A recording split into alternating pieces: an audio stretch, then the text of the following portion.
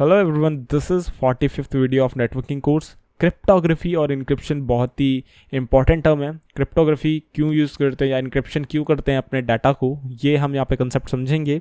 और इनक्रिप्शन क्यों ज़रूरी है और क्रिप्टोग्राफी क्यों ज़रूरी है, दोनों में क्या डिफरेंसेस हैं, सब कुछ यहाँ पे एक्सप्लोर करेंगे। तो वीडियो में आगे बढ़ने से पहले मैं आपको बताता हूँ, अगर आपने अभी तक प्लेलिस्ट सेक्शन में जाके अभी तक कंप्यूटर नेटवर्किंग की इस प्लेलिस्ट को एक्सेस नहीं किया है तो काइंडली एक्सेस कर लो, इसे यहाँ से बुकमार्क कर लो ताकि आने वाली कोई भी वीडियो आपसे मिस ना हो। और अगर आप ये कोर्स काफ़ी टाइम बाद देख रहे हो तो यहाँ से प्ले ऑल करके पूरे कोर्स की प्लेलिस्ट आप वॉच कर सकते हो। इस कोर्स को देखने के बाद आपको बहुत अच्छी नेटवर्किंग से रिलेटेड नॉलेज हो जाएगी।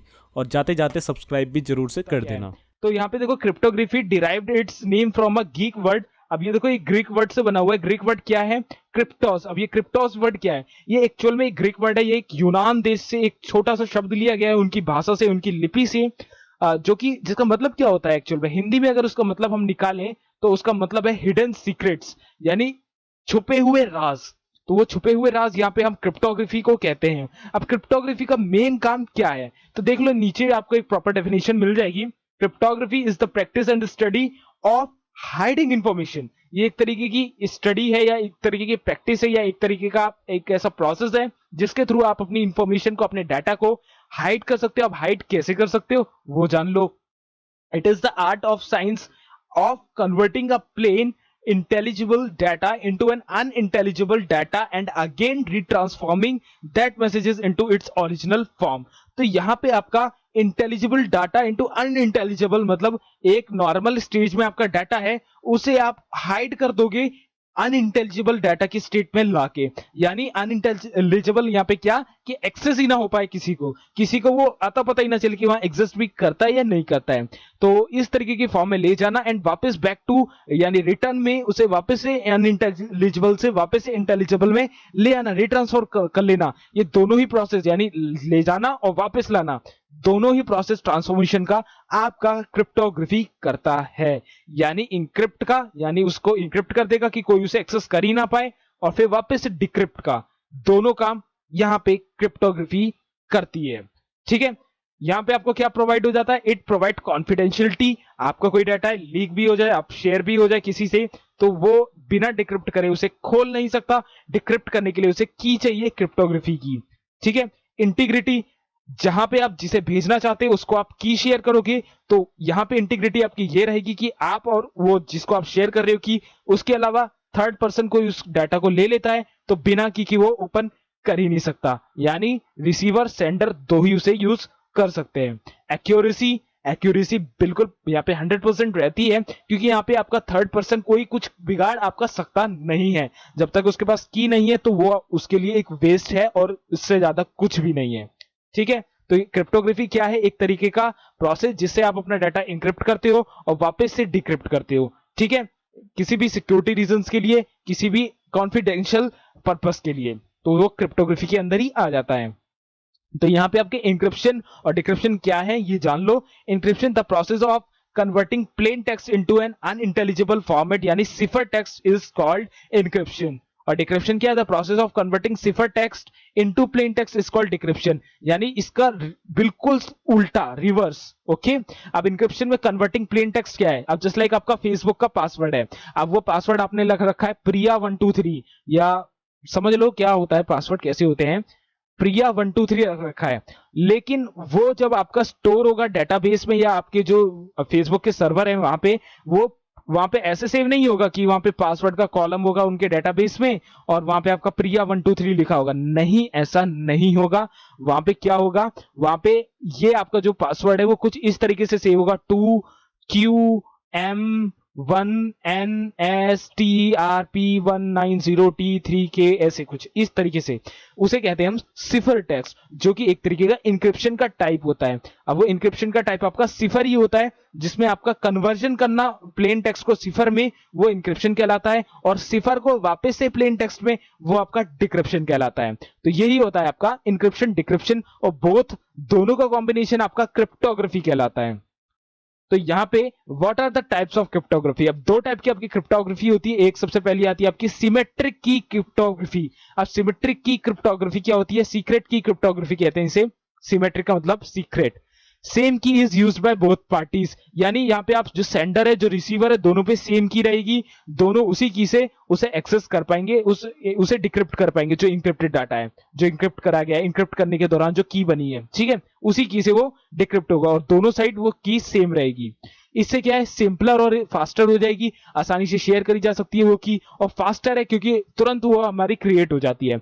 डिसएडवांटेज क्या है, लेस सिक्योर है, वो वाला जो रिसीवर है जो सेंडर है दोनों ही उसे सेम की होती है, तो कोई से भी किसी से भी अगर वो छीन सकती है, चोरी हो सकती है, तो 50% प्रोबेबिलिटी है कि दोनों साइड में से किसी की भी वहां पे गलती हो सकती है। तो थोड़ा सा सिक्योरिटी में यहाँ पे कंसर्न हो जाता है। वही जो हमारा दूसरा टाइप है यहाँ पे क्रिप्टोग्राफी का, वो है एसिमेट्रिक की क्रिप्टोग्राफी। अब ये आपका पब्लिक की क्रिप्टोग्राफी कहलाता है। यहाँ पे आपके two different keys are use. अब आपको जो बिटकॉइन होता है वो आपका एसिमेट्रिक की क्रिप्टोग्राफी में वर्क करता है। वहां पे जो भी की जनरेट होती है वो आपकी दोनों साइड ही अलग अलग की जनरेट होती है, जिसमें दोनों के ही पेमेंट ऑप्शन वहां पे बिल्कुल एनोनिमस होते हैं, किसी को भी पता नहीं चलते हैं।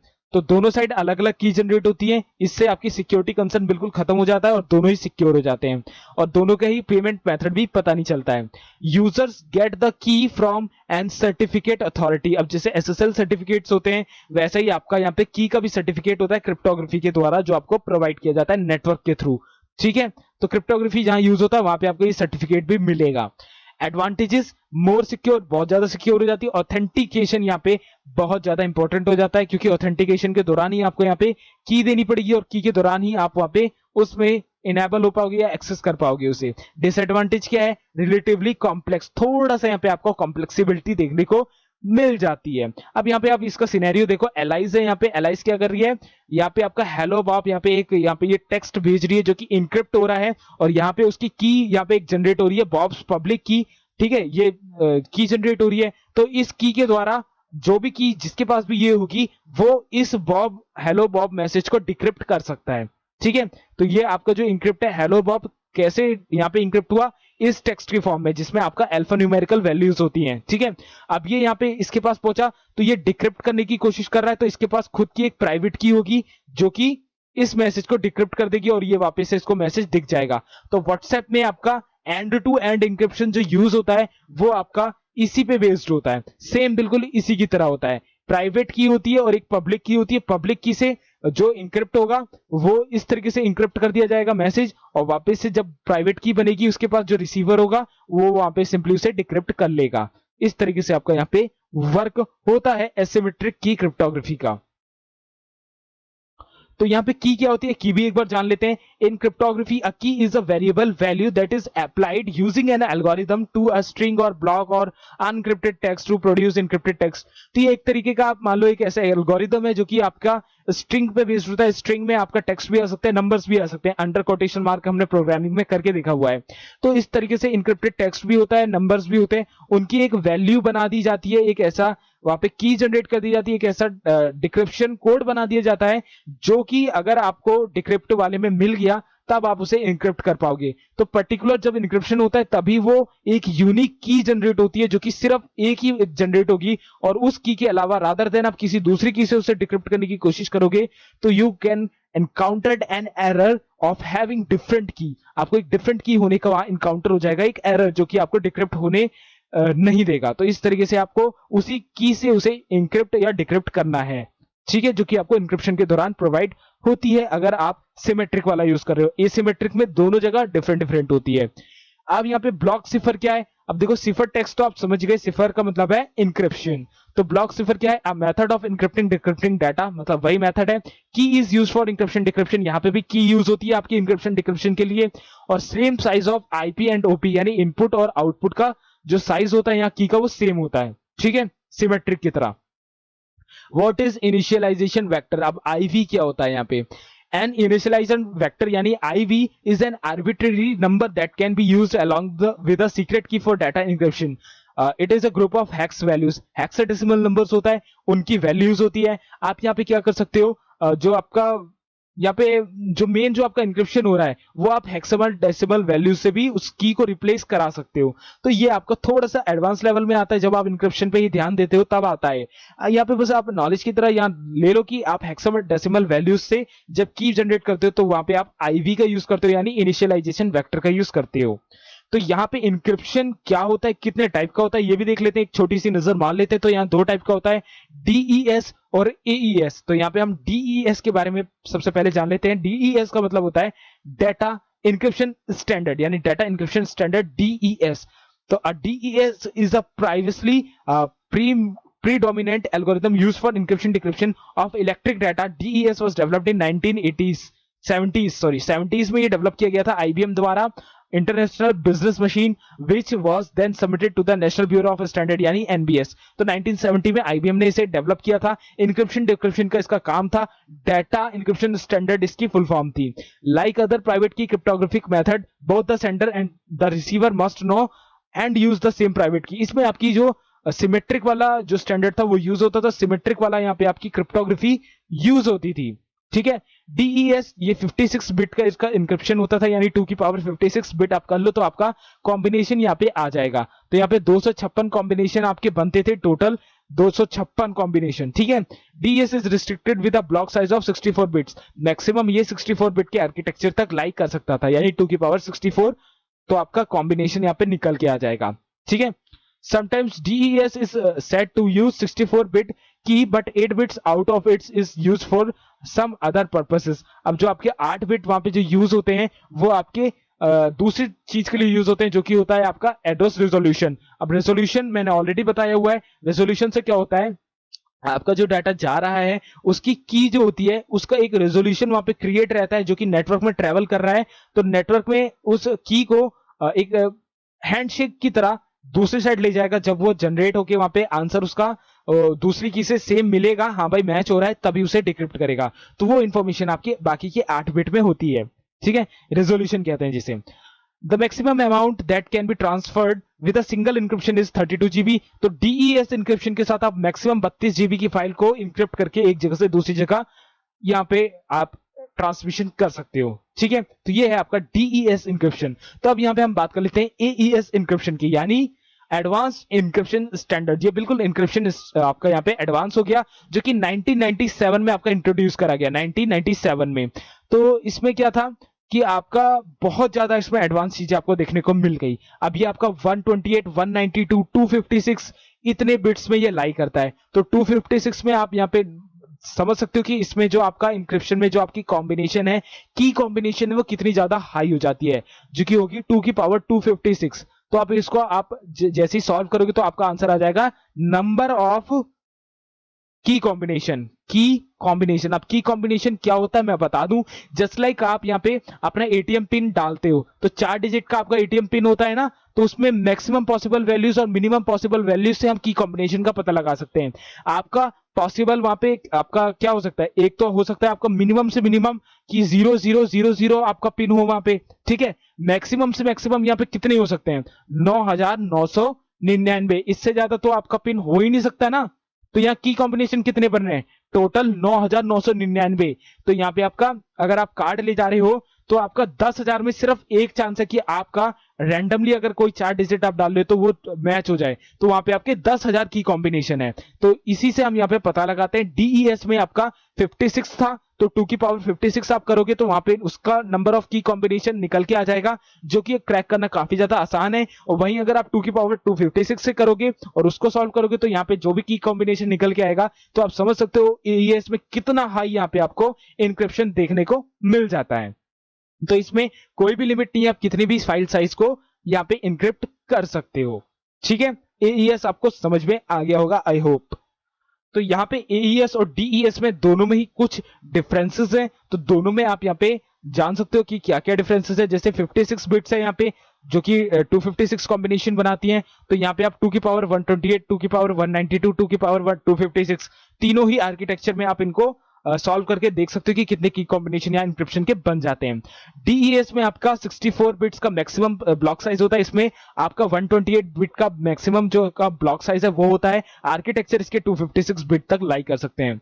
इसमें आप 64 बिट का ब्लॉक स्ट्रक्चर होता है, इसमें आप 32 GB का मैक्सिमम फाइल साइज यहाँ पे ट्रांसमिट कर सकते हो। वहीं एईएस में आप लगभग इनफाइनाइट डाटा आप यहाँ पे इंक्रिप्ट करके भेज सकते हो, जो कि है 256 बिलियन GB, जो कि आप मान लो अनलिमिटेड है या मतलब इनफाइनाइट है। Okay, DES is physical network to house before going through the encryption state. अब यहाँ पे आप मान लो यहाँ पे जो ब्लॉक्स होते हैं दो हेल्प में बटे होते हैं, दो सेक्शन में बटे होते हैं, दोनों साइड में हो सकता है पब्लिक हो जो कि सिमेट्रिक और एसिमेट्रिक पे डिपेंड करता है, या हो सकता है दोनों साइड डिफरेंट डिफरेंट कीज लाई करती हो जो कि एसिमेट्रिक में होता है। तो इतने डिफरेंट डिफरेंट तरीके से यहाँ पे आपके दो हेल्प बटे होते हैं, जबकि AES में ऐसा कुछ भी नहीं होता, आपका एंड टू एंड इंक्रिप्शन होता है। जो भी यहाँ पे आपका डाटा इधर से निकला है तो उधर डिक्रिप्ट होगा जब उसके पास उसको प्रॉपर की मिलेगी तब।